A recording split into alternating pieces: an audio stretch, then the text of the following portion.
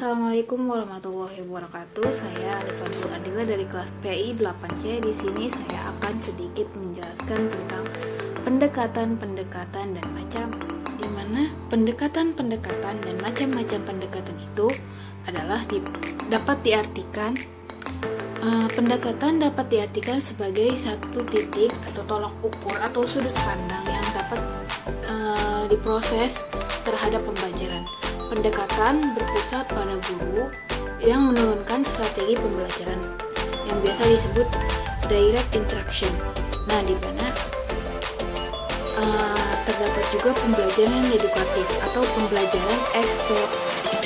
pembelajaran ekspositori. Nah, sedangkan pendekatan pembelajaran yang berpusat pada siswa untuk menurunkan strategi pembelajaran discovery atau insight serta strategi pembelajaran induktif.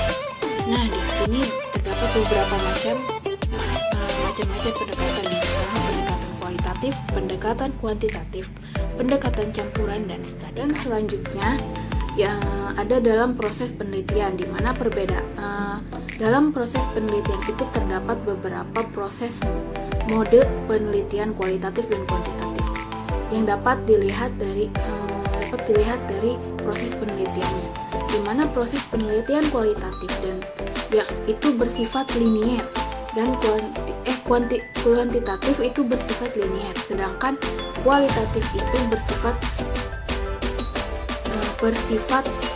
sirkuler. Nah, di sini terdapat tiga macam penelitian kualitatif, macam-macam penelitian dari kualitatif dan kuantitatif, di mana yang pertama itu dalam penelitian kualitatif terdapat metode penelitian eksperimen, metode penelitian dan metode antara metode penelitian kualitatif dan kuantitatif itu berbeda dalam proses penelitian, di mana proses penelitian kuantitatif yaitu bersifat linier, sedangkan penelitian kualitatif itu bersifat sirkuler.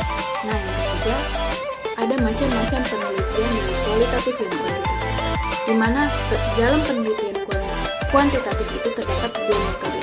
Yang pertama metode eksperimen dan yang kedua metode penelitian survei. Dan yang selanjutnya yang B itu dalam penelitian kualitatif itu menggunakan metode naturalistik. Nah, yang keempat teknik pengumpulan data, di mana dalam teknik pengumpulan data terdapat beberapa macam. Yang pertama interview atau wawancara. Nah, wawancara ini digunakan sebagai teknik pengumpulan data apabila peneliti itu ingin lebih melakukan studi untuk pendahuluan atau menemukan permasalahan yang ingin diteliti. Dan juga apabila peneliti ini ingin mengetahui hal-hal dari responden atau yang lebih mendalam atau jumlahnya, variabel dan macam-macamnya, di mana variabel ini adalah suatu penelitian atau variabel penelitian ini adalah suatu atribut atau sifat nilai dari seseorang atau objek kegiatan yang mempunyai variasi tertentu dan yang ditetapkan oleh peneliti dari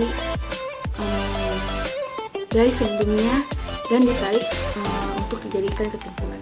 Nah, di sini terdapat beberapa macam dari variabel. Yang pertama variabel independen, yang kedua variabel dependen, yang keempat variabel moderator, yang kelima ada variabel intervening, dan yang keenam ada variabel kontrol. Nah, dimana dari macam-macam variabel ini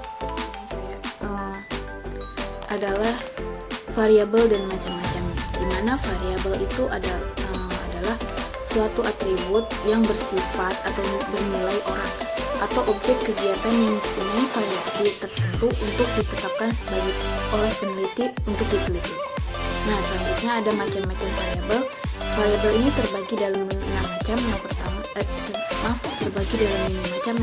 variabel independen, yang kedua variabel dependen, yang ketiga variabel moderator, yang keempat variabel intervening, dan yang kelima variabel kontrol. Nah, yang pertama, variabel independen ini adalah atau biasa sering juga disebut dengan variabel stimulus.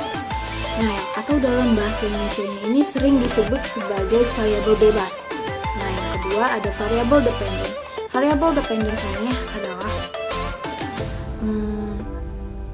variabel kebalikan dari independen atau variabel yang terikat. Dan selanjutnya variabel moderator. Variabel moderator ini adalah variabel yang mempengaruhi atau memperkuat atau memperlemah dalam variabel tersebut.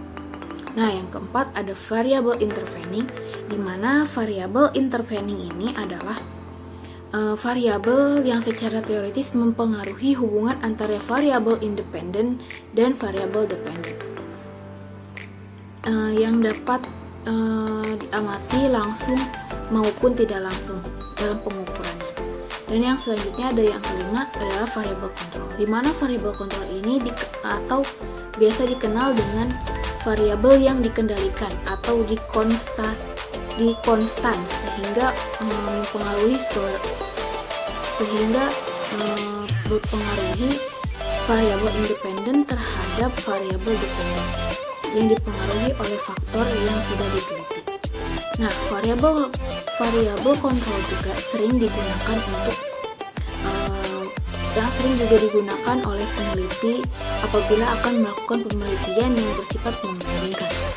Nah, yang selanjutnya ada populasi dan sampel, di mana populasi dan sampel ini ada populasi dan sampel, di mana populasi itu adalah suatu wilayah yang bergeneralisasi dari objek-objek yang bisa disebut bukan hanya orang saja, seperti bisa ditarik dari populasi juga sekedar jumlah atau objek atau subjek yang diberikan dari seluruh manusia atau barang atau yang biasa disebut dengan objek atau subjek yang meliputi karakteristik atau sifatnya. Selanjutnya yaitu penelitian tindakan kelas, di mana pengertian dari penelitian tindakan kelas itu adalah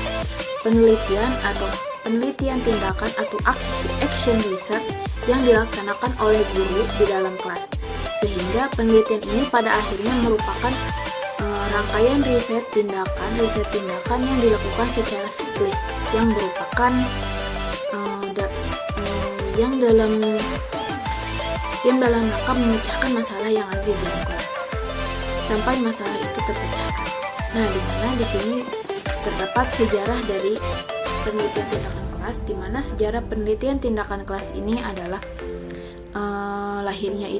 lahirnya rancangan penelitian tindakan kelas dapat ditelusuri dari awal penelitian, dari awal ilmu pendidikan yang disinterpretasi melalui pendekatan ilmiah yang diadvokasi oleh filsuf John Dewey dalam bukunya How to Think dan The Search of Science of Education. Nah, awal mulanya action research ini dikembangkan oleh seorang psikologi yang bernama Kohler dengan tujuan untuk mencari penyelesaian terhadap problem.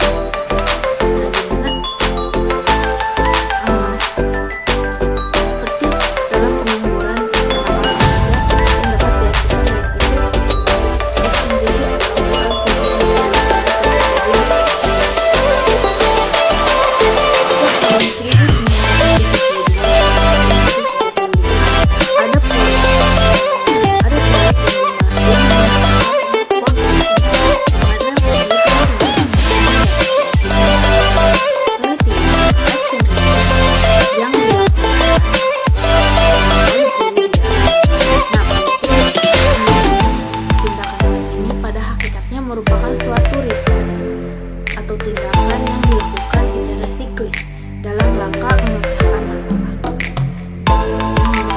masalah dari masalah hingga masalah itu terpecahkan.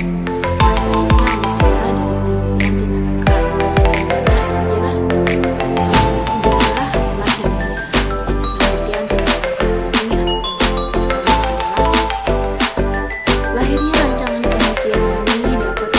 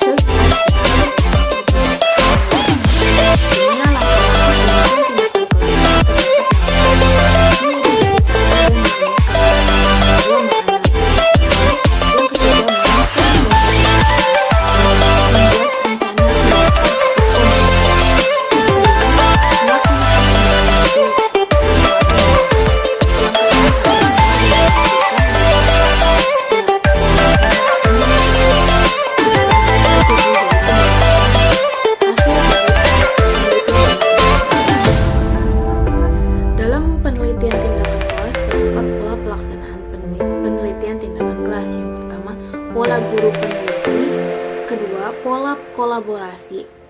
Dan yang ketiga, pola penelitian integrasi. Nah, yang keenam, yang selanjutnya yaitu ada siklus, di mana siklus ini terdapat beberapa langkah, yaitu perencanaan, yang kedua pelaksanaan, yang ketiga pengamatan atau observasi, yang keempat yaitu itu yang dapat saya jelaskan. Terima kasih atas waktunya.